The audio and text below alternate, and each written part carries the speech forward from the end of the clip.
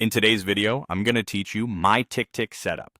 We're going to build a clean routine system using just a few core tools inside our Ticktick: repeating tasks, the habit feature, lists and tags for organization, and the calendar for visual scheduling. The idea is simple: set clear expectations for your day and make them easy to follow. First, create repeating tasks for routines that happen at set times. Think of something like a morning routine. Add a new task, give it a clear name, set a specific start time, and add a realistic duration so it reserves space on your timeline. Then make it repeat on the days you need, whether that's every day or just weekdays. Durations matter because they help you see how your day fits together. If your routine varies, you can still keep it as a single repeating task and adjust the duration as you learn what actually works. Next, use the habit feature for behaviors you want to track rather than schedule tightly. Habits are perfect for actions like reading, stretching, or hydration, things you want to log consistently.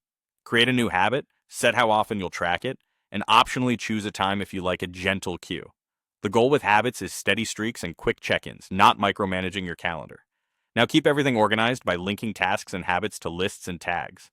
Assign your routines to a dedicated list so they're easy to find. Then add a small set of tags, like routine, health, or work, so you can filter without clutter.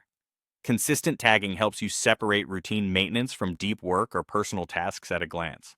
Finally, bring it all together in the calendar. Switch to the calendar view and drag your timed tasks into your day. You'll see your repeating routines block out space alongside your other commitments, which makes conflicts obvious.